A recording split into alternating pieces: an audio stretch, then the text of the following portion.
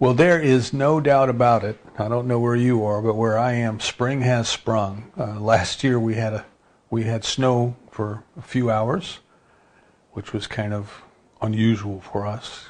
But this this week, spring is back. Nature is out in full force.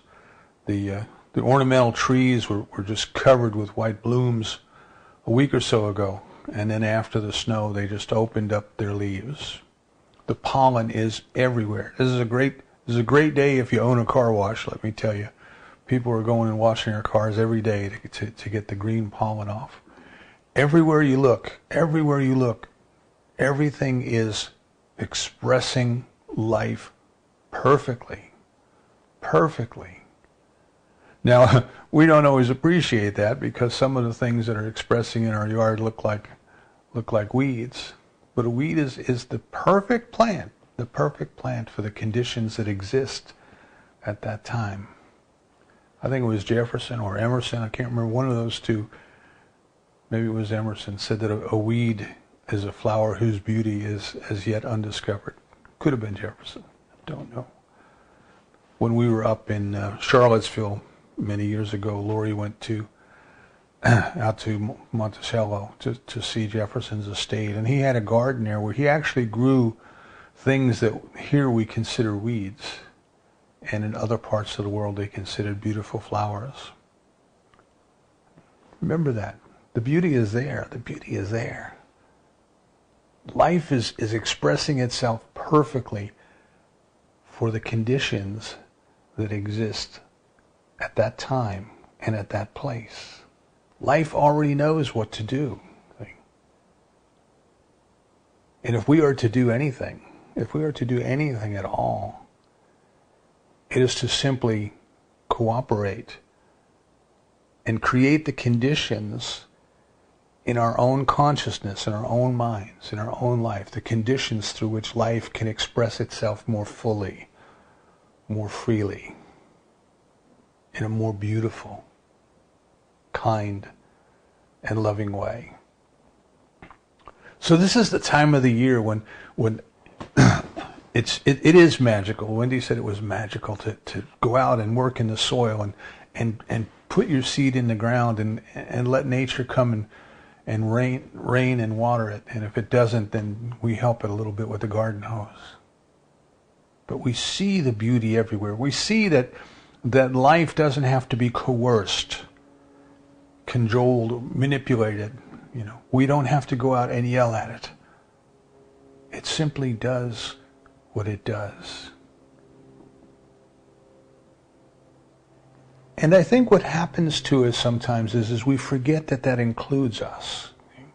It's easy enough for us to look out in the yard and say, gee, every bare spot in the yard, we had something in the yard a year or so ago, and where it was standing, it was an old car that was parked there, and where it was standing, the grass died. As soon as we moved that out of the way, the grass started to grow back. Every spot, every place, even the trees that have come down over time, the shrubs that I have tried to to cut down, they're all grown. Everything is growing. There is an impulsion of life that wants to express itself. So that's what we're talking about today. You and I don't have to make it happen, but what we want to do is learn how to cooperate with what is already happening. Now, when we first moved to the country, we had a vegetable garden. We had rabbits in the pen. We had a vegetable garden. Lori would can vegetables at the end of the season. We always had fresh food for the kids to eat.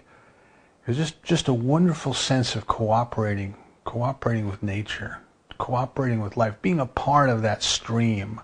There's something that we lose when we go to the grocery store and pick out something and bring it home. There's something missing there. There's a connection that's missing there. There's no dirt under our fingernails.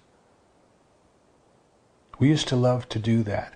And in the wintertime, the seed catalog companies, the seed companies know that you're not doing much.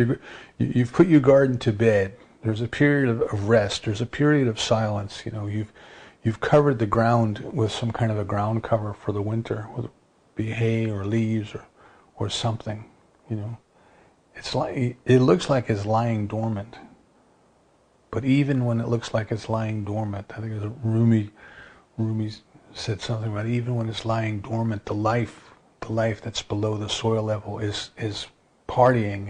It is riotous. It is joyful. It is busy. It is busy preparing.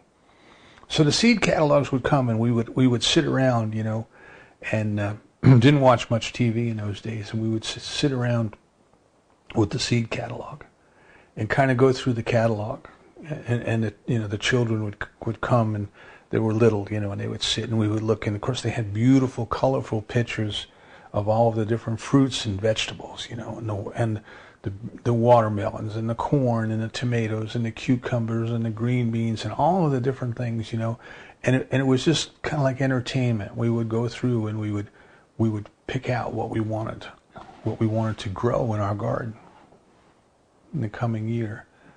But it went beyond just kind of wishful thinking, just kind of looking, you know, we would take a little crayon or something and circle the pictures of the things we wanted, and maybe write initials next to the picture, and then get out a list, and make a list of things that we were going to order. And then get a piece of graph paper, you know, so we could draw a scale line drawing of the garden. How big was the garden going to be this year? And how much room do tomato plants need, and how much room does corn need? And the corn has to be planted in close proximity so they can pollinate each other. But if we're going to plant the corn, maybe we should plant a hill of beans down around the corn stalks. And then as the corn grows up, then later the vine of the beans would kind of wrap itself around the corn, you see. And we wouldn't have to go out and put a separate trellis in to support the vines. The vines would already have a natural trellis, you know. And we would read, and we would study, and we would consider how these things worked. And you'd find out, well, you don't want to put your cucumbers next to your tomatoes because they don't do well when they're planted side by side. And we would kind of lay this whole thing out in our minds. You know, we would create a visualization. Maybe Dr. Holmes would say that we were doing a visual treatment. We were visualizing the end result. We were seeing this beautiful garden, creating it in our mind's eye, you know. And then when the time came for us to place the order, you know, we take one last look at that catalog, just go through one more time, because, you know, the catalog had so many different things that you could plant. And there was only so much ground that we could take care of. I mean, the yard had more space than we could possibly tend to by hand. But there was a limitation of time, you know. How much time did we have to go out and take care of this? So we would have to make some decisions, you know. We can't have it all at once. What is it that we're willing to accept right now, this year? What is it that we're willing to do? So we take one last look at the catalog, and we go ahead and, you know, write a check and put it in the mail, and then wait patiently or impatiently, as the case may be, you know. And a week or 10 days or however long later it took, you know, this big package would come in the mail, and inside the big package were all of the little packages of seeds, you know. And of course we would check it out, you know, take them out. Yeah, yep, that's the right one. Yeah, we ordered this. Yep. And organize them maybe in a shoebox, you know, which ones get planted first, they go towards the front of the box, and the ones that get planted last, well, they go towards the back of the box. And some of them have to be started as seedlings, you know, so you get the old egg cartons, and put peat moss in the egg cartons, and put some seeds in there and water them, and put them someplace warm. We used to actually put them up on top of the refrigerator. We'd have our seed flats up there, and they'd be sprouting. And we were getting ready. But then there was more, you see. It wasn't just a matter of just preparing mentally, or of deciding what it was that we were going to have. But then came the time to prepare the soil. See, we had to go out and take this idea that we had, this idea that we put down on paper, this diagram that we had so carefully drawn to scale, and now it was time to go out and start preparing the soil.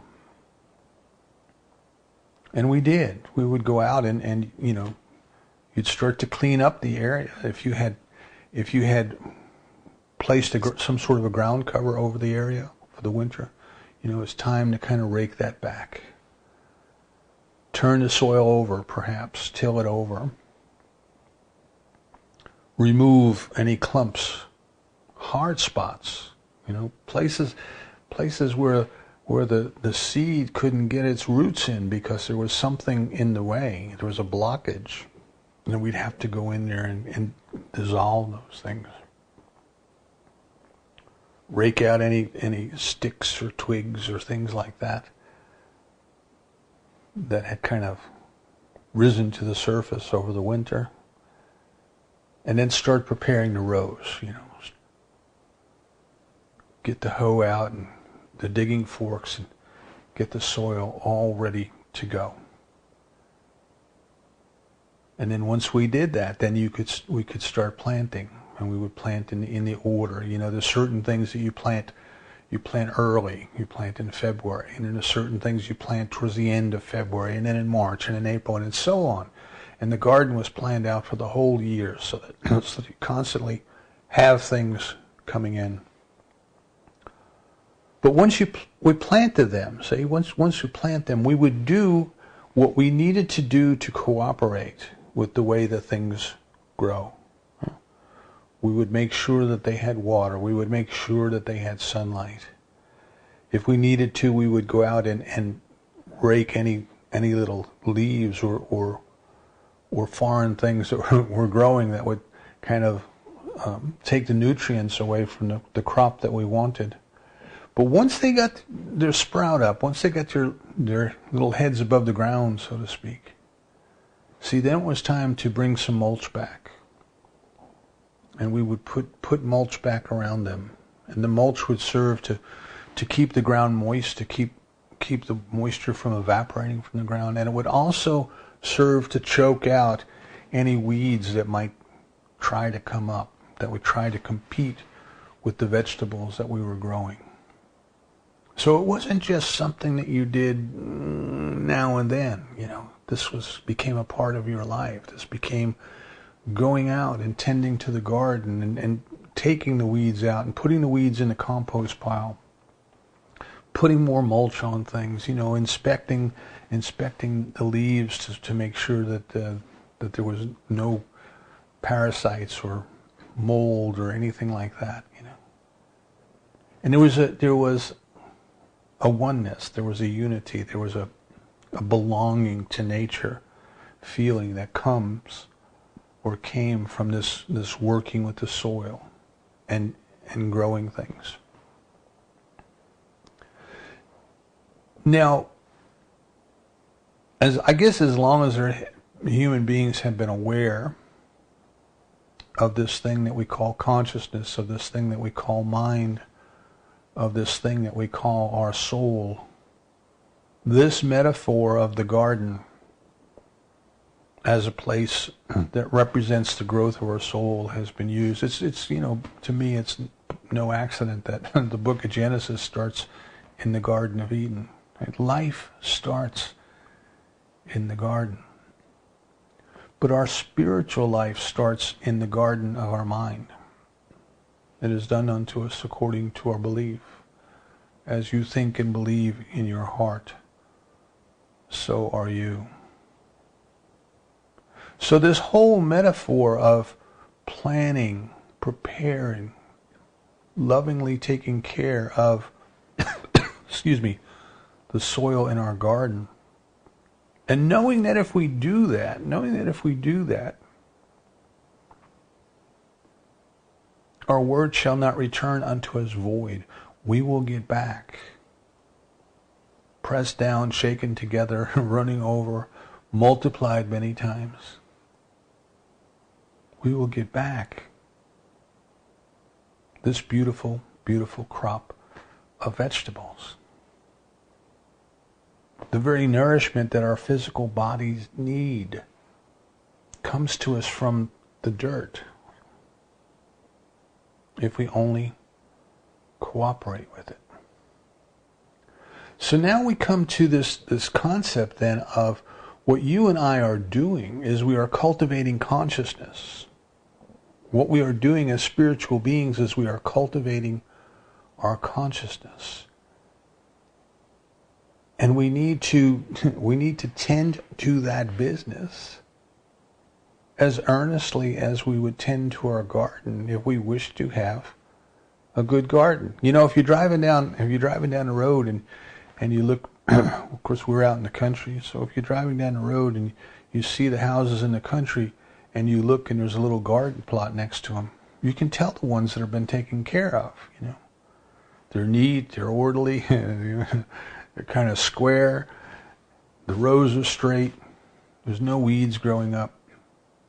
Everything is rich and green. The ground has been fertilized and nurtured with fertilizer and mulch and compost. Somebody's paying attention to those gardens, you see. Somebody's looking after them. They didn't just happen. They didn't just happen that way. And you can tell sometimes late in the season when people kind of perhaps lose interest in their gardens or they get involved in other things, and then all of a sudden where the beautiful garden was, it starts to be overtaken by weeds. Everything starts to turn brown. The vegetables are the plants are left, the vegetables left on the plant until they go to seed, which stops the plant from producing. And you can tell just by looking at that garden, you can tell if somebody stopped paying attention. So this is true then of our own lives. We live in a universe that is creative. We live in a universe that responds to us according to our belief. And we must choose carefully. We must pay attention. We must be aware. We must not only be aware of the fact, but we must be committed to thinking about what we're thinking about, to taking care of our thoughts, to carefully planting only those things that we wish to experience in our lives. By rooting up and getting rid of the things that we don't want in our lives. By nurturing and caring for these ideas with kind and loving and positive thoughts. So the first step then is, what is it that you want to have happen? What do you want to plant in the garden of your life? What is it that you want to have happen in your life? See, the amazing thing about planting the garden is the seeds already exist. We did not have to invent the tomatoes. Now, human beings have cooperated with horticulture, and we have through selectively breeding the plants and things like that, we have kind of created certain strains of plants that will better suit our purposes. But you and I did not create the tomato. The things that you and I want to have in our lives already exist. They already exist in the eternal. They already exist in the divine mind.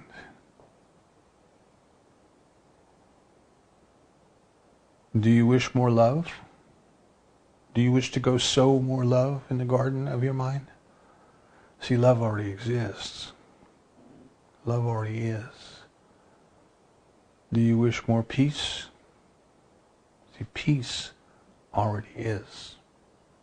Prosperity, abundance, it already is. The law of tithing that we read about in the Old Testament sometimes it's referred to as the law of tenfold increase. I think it was Jeremiah's law of tenfold increase. I've heard some people refer to it. That came from planting seed in the garden. If you want to grow 10 bushels of corn, you would have 1 bushel of seed. That's where it comes from. When we cooperate with the way life works, life gives back to us in abundance. So the first thing that we want to do when we are considering the garden of our mind, we're considering the garden of our soul, is we must choose. We must choose. Life is like a big seed catalog, you know. There's so many things in there. There's just so much that you could have. But you have to decide what it is you're going to have now. Next year you can plan something different. The year after you can plan something else. But what is it that you're going to have now? Can you recognize then that it already exists? It already exists. So you're not trying to create it. You're just trying to experience more of that which already exists. And just like preparing the garden in your soil in order to receive the seed. So you want to prepare the soil so that the seed has a proper place to take root. You want to give that seed the best possible chance for thriving that you can. Right? So you wouldn't just go buy a packet of tomato seeds and walk out and throw them on your lawn. Now some might actually grow. But you'll have a much, much better crop of tomatoes if you cooperate with the way that tomatoes grow. If you condition the soil. Perhaps you need to add a little bit of lime and sweeten it, or a little bit of ash, and make it more acidic. But you have to cooperate with it. So the first thing we want to do is we want to look at the garden of our mind and say, now how in the world do I cooperate? How in the world do I condition my mind?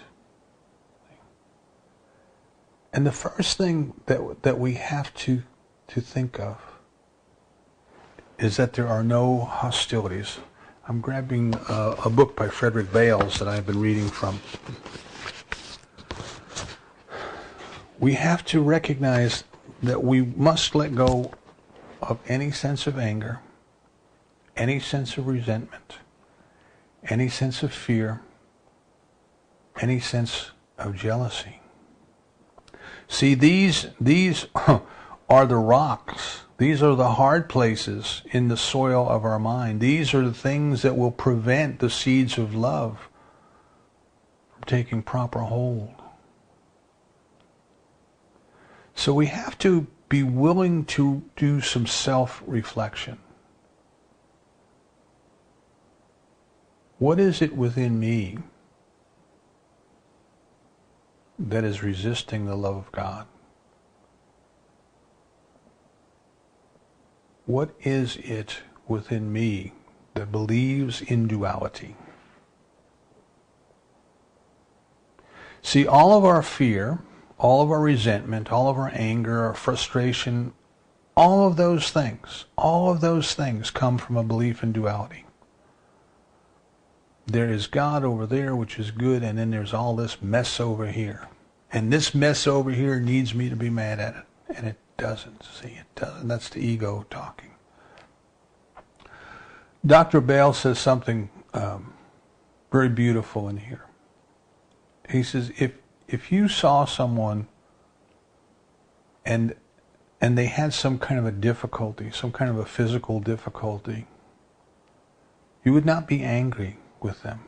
You would not be mad at them. You would not want to yell at them because they had some sort of a physical difficulty. You would understand that they were perfectly beautiful people. And if it were not for this difficulty, they would be expressing life even more fully. And we have to look at those who we would hate, those who we would be angry with, those who we would want to yell at or criticize or complain. We have to understand that they are in the process of waking up. Bale says it's as if their eyes are closed. Spiritually, their eyes are closed. And it's just a matter of time before their eyes are open. There's no need for you and I to be angry, to be upset, to be resentful, to be afraid. So the first thing that we want to do in order to go out and break up the clods and remove the dirt and the obstacles and the rocks and the twigs and all of the junk that has accumulated in the gardens of our mind when we were spiritually asleep, when we were looking elsewhere, is examine our own consciousness for resentment, for hostilities. Then the second thing that we want to do is we want to watch our self-talk. Remember we talked a few weeks ago about Don Miguel talking about be impeccable with your word. Be impeccable with your word. What is your self-talk? Do you have a pity party? Do you think, well, nothing good is going to happen for me because of this, or something's always going to go wrong in my life? And you see, what happens is in the human way of existing, as soon as we decide we're going to do something, our intellect immediately starts to go ahead of us and try to figure out everything that could go wrong and warn us of that so that we can prepare against that. And we get so accustomed to that we start seeing everything that is wrong with our own self.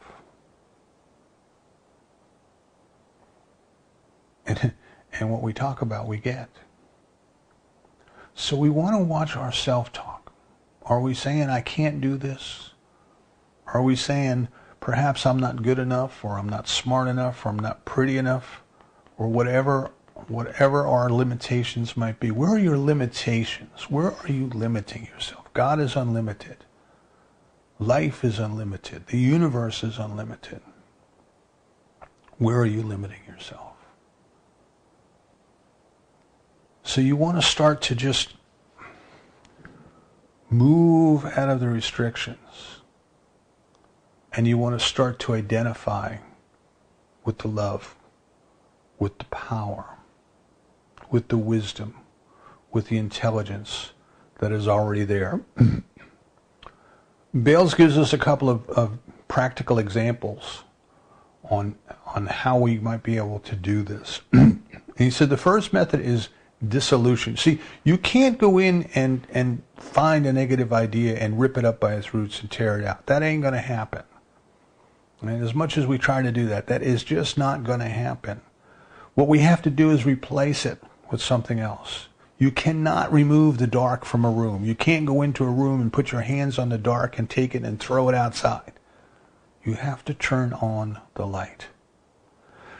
So the first method that we use in order to prepare the soil of our mind is what he calls dissolution, dissolving.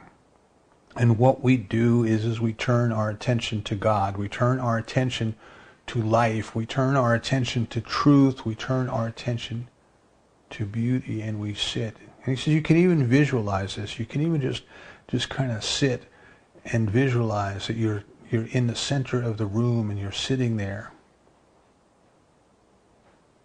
And the energy of God's love is filling your mind.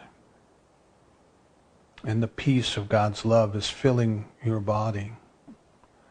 And the joy of God's existence is permeating every cell, every organ, every tissue, every thought in your mind. And by keeping your mind focused on that which is good and true and beautiful, that which is not leaves. The second technique he gives us is what he calls the refusal technique. And I love this one. He says, suppose one day the FedEx truck rings your doorbell and you open the door and they've got a cage and they've got a lion in a cage. And they tell you that somebody has sent you this lion as a gift. and you look at this and you say, I can't take care of this lion. I don't have any place to take care of this lion. It doesn't even belong in a house. It belongs in the jungle, And they say, oh, no, but it was a gift. They sent this to you. It's a gift. You just need to sign right here, and this lion is yours. And he says, you have the right to say no. You can say, well, thank you very much for coming. Thank you. Tell them thank you for me for sending it. But no, I do not accept this into my life. I refuse it. And when we start to become aware of the fact that some sort of a negative idea or a negative condition is starting to come to us, we can say, wait a second, stop. You have no place here. You don't belong here. As Ernest Holmes would tell us, he said, who's your father? Who's your mother? Where did you come from? You are a lie pretending to be the truth. You're not of God. You're not mine. And we can refuse.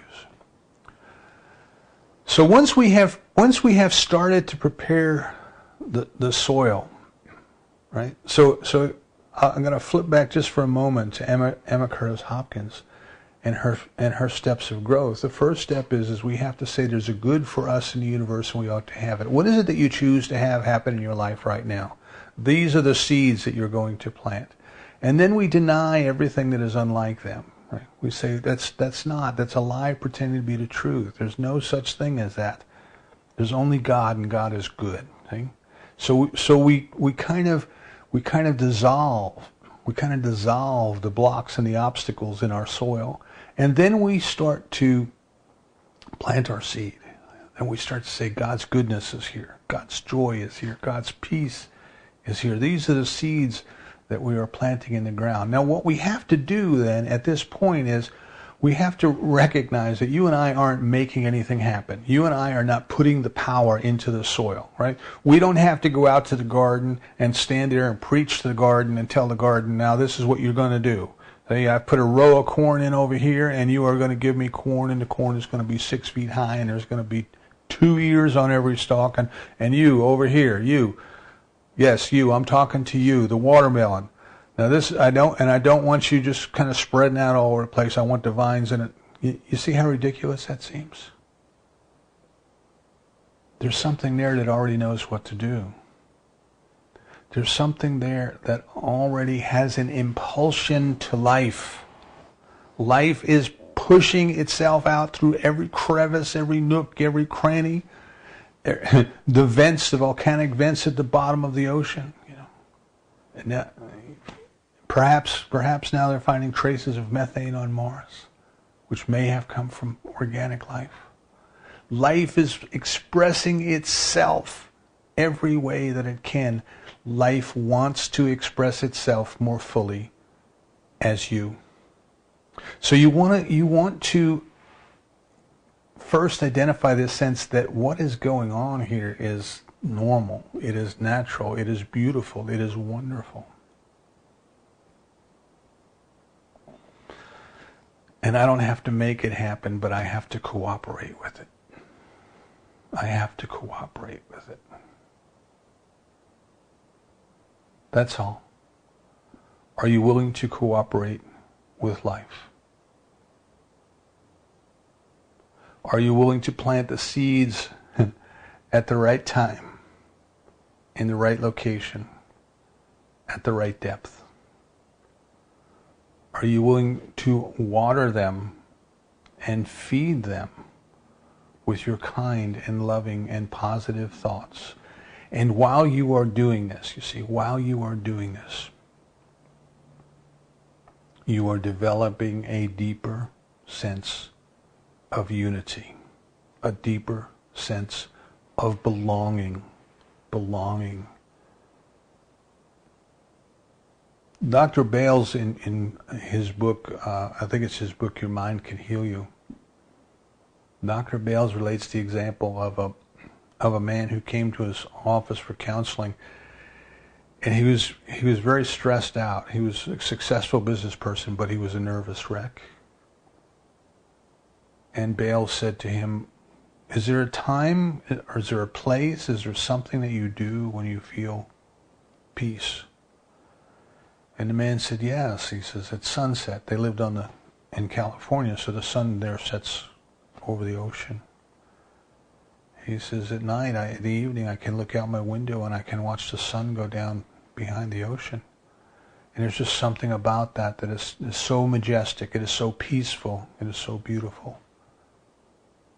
And Bale said, you see, you already know what peace is. What you have to do now is identify with that. The peace that you are experiencing in the sunset is already within you. It's not in the sunset. It's within you, recognizing peace in the sunset. And it is that peace that is within you that needs to come forth into greater expression. Life wants to give of itself in, as, and through us. It wants to express love. It wants to express kindness. It's its impulsion, you know. We see the videos now they put on the internet of these animals of different species when they're orphaned, and a mother of a different species adopts this other animal. Some of them are natural predators or natural enemies, at least. In the wild they would fight. In this condition, they take care of one another. You know, if you saw the thing here in I think it was in North Carolina, where the emu and the donkey became fast friends, and they just wouldn't go anywhere without one another. You know, there's something in life itself that wants to be kind and wants to be loving.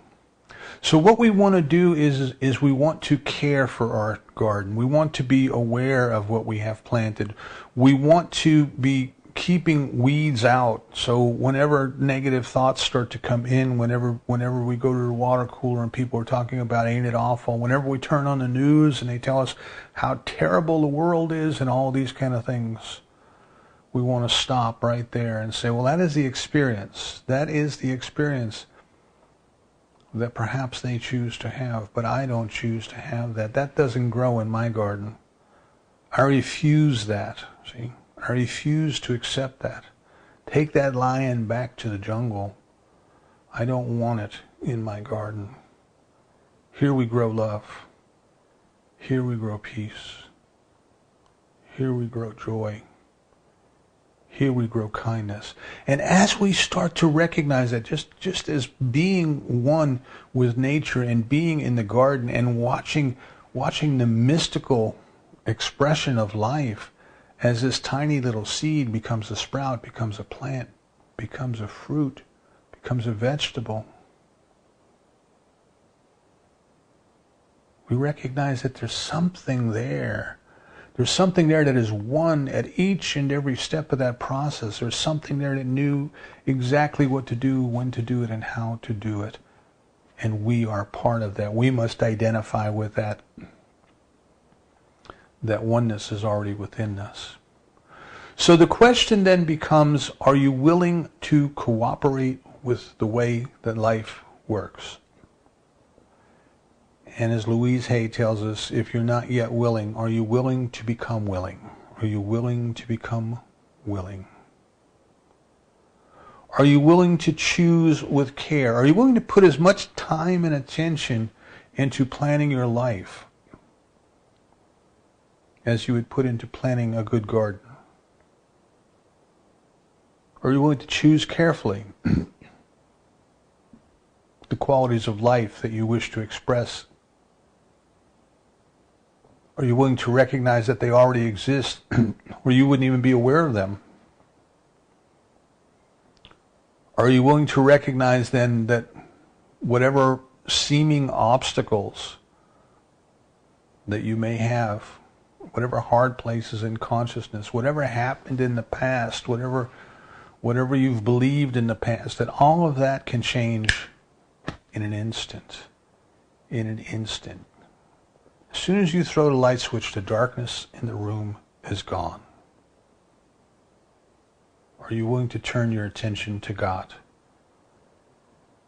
Are you willing to turn your attention to love? Are you willing to recognize that There's something that is already going to happen whether we choose to participate in it or not. We have no choice. We have no choice about gravity, right? We can't get up in the morning and say, I refuse to participate in gravity today. I am just going to float around wherever I go. Gravity is the power that operates according to your belief is. Your only choice is to cooperate intelligently and wisely. As you do that, can you recognize then that all of life is for you? None of life is against you. And as you start to grow in this feeling of oneness, in this feeling of unity, you recognize that that includes everyone. Ultimately, this comes down, as I said a couple weeks ago, ultimately this comes down to seeing as Spirit sees. Seeing the good in everyone. Seeing the good in everything. Seeing the miracle in how the dust of the earth becomes the food that we eat, that becomes the bodies that we express life in while we're here.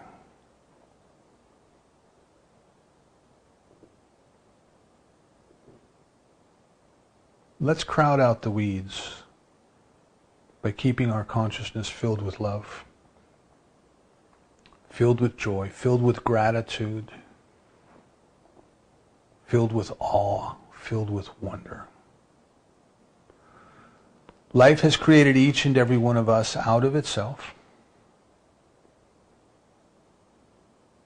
It has left us alone to awaken to that truth. And now that we have awakened, let's tend to the garden of our soul. And so it is.